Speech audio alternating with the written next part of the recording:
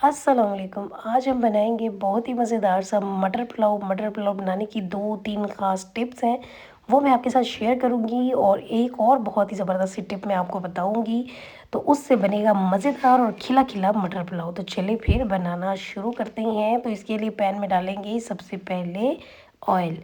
तो ऑयल मैंने ले लिया है 4 से 5 चम्मच, और इसमें सबसे पहले साबुत मसाले ही डाल देंगे, जिसमें मैं डाल रही हूँ तेज़ पत्ते, और इसमें 2 बड़ी इलायची डाली है, दालचीनी है, और उसके बाद मैं इसमें डाल रही हूँ बादियान का फूल।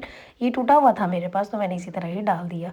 आधा चम्मच इसमें मैंने कुटा हुआ साबुत धनिया डाल दिया है, और इसमें साबुत ज़ीरा भी डाल देंगे 1 चम्मच, और इसमें 2 छोटी इलायची डालेंगे खुशबू के लिए। अब हम इन सारी चीज़ों को थोड़ा सा कुक करेंगे। उसके बाद इसमें हम डाल देंगे प्याज। तो एक बड़े साइज़ की मैंने प्याज ले ली थी, उसे इस तरह से मैंने काट के डाल दिया है। अच्छा, सबसे पहली टिप जो मटर पुलाव में वो ये है कि प्याज को ना तो आपने ब्राउन करना है, ना लाइट ब्राउन करना है, कुछ भी नहीं करना, बस उसका कच्चापन ख़त्म करना है। और उसके बाद उसमें डाल देना है लहसुन अदरक कुटा हुआ 1 चम्मच। अब लहसुन अदरक को भी आपने ब्राउन नहीं करना, बस उसका भी कच्चापन ख़त्म करना है, इतना ही कुक करना है। उसके बाद हम इसमें डालेंगे मटर। मटर मैंने आधा किलो डाले हैं, अब इन्हें हम करेंगे मिक्स। अच्छा, मटर मैंने आधा किलो लिए हैं, और आधा किलो ही मैंने चावल लिए हैं। सेम क्वांटिटी हो तो इससे बहुत ज़बरदस्त बहुत मज़े के बनते हैं। इससे ना तो मटर कम होते हैं और ना ही चावल ज़्यादा लगते हैं। अब मटर को हम कवर कर देंगे, थोड़ा सा कुक होने देंगे, और इससे मटर थोड़े सॉफ्ट भी हो जाएंगे। तो 5 मिनट के लिए मीडियम टू लो फ्लेम पे मैंने इसे कुक कर लिया। अब चेक कर लेंगे मटर जो है वो किस हद तक गले हैं। तो ये देखिए मटर जो है वो तकरीबन 50% जो है वो गल चुके हैं। बाकी अभी इसकी और कुकिंग होगी तो उसमें बाकी मटर भी गल जाएंगे। तो अब हम इसमें मसाले डाल लेते हैं। आधा चम्मच मैंने कुटी हुई लाल मिर्च डाली है, 1 चम्मच पिसा हुआ धनिया डाला है, और 1 चम्मच ही ज़ीरा पाउडर, और थोड़ा सा गरम मसाला भी डाला है। और इसके बाद मैंने इसमें डाल दिया है 2 चम्मच नमक।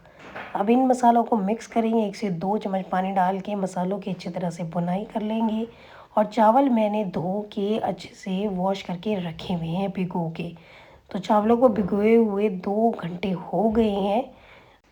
मसालों को भून लेने के बाद इसमें डाल देंगे हम टमाटर। तो मैंने 3 टमाटर लिए थे, और ये बड़े साइज़ में काट के डालनी है। मटर पुलाव में आप छोटे छोटे चॉप करके ना डालिएगा, थोड़े बड़े पीस ही डालिएगा, और बहुत ज़्यादा भुनाई भी नहीं करनी, बस थोड़ा सा भूनना है। और उसके बाद 3 से 4 हरी मिर्चें डाल देनी है, और 3-4 ही लाल मिर्चें भी डाल देनी है जो मैंने भिगो के रखी हुई हैं। ये वैसे ऑप्शनल है, अगर आप डालना चाहते हैं तो डाल दें, अदरवाइज़ स्किप कर दें। इनका वैसे फ्लेवर बहुत अच्छा आता है, इसीलिए मैंने 3 से 4 डाल दिया। बाकी की मैंने चटनी बनानी है इसलिए वो मैंने रख ली है। तो बस इन मिर्चों को भी थोड़ा सा भून लेंगे, और उसके बाद हम इसमें पानी डाल देंगे। तो आधा किलो चावल थे, तो आधा किलो चावलों के लिए मैंने 2 लीटर पानी डाला है। जब पानी उबलने लगे तो उस वक्त चावल डाल देने हैं। तो चावल मैंने आपको बताया कि 2 घंटे के लिए भिगोए हुए थे। तो पानी मैंने चावलों का सारा निकाल दिया। अब चावल डाल के फिर से हम इसे कवर करेंगे, और दोबारा से पानी के उबलने का वेट करेंगे। तो चावल जब ज़्यादा भीगे हों तो आपने बहुत ज़्यादा चम्मच नहीं चलाना। और दूसरा ये कि जब चम्मच चलाना भी है तो बिल्कुल हल्के हाथ से। तो ये देखिए चावल जो है वो उबल रही हैं। तो शुरू में 5 मिनट फ्लेम आपने हाई रखना है, और उसके बाद मीडियम कर देना है।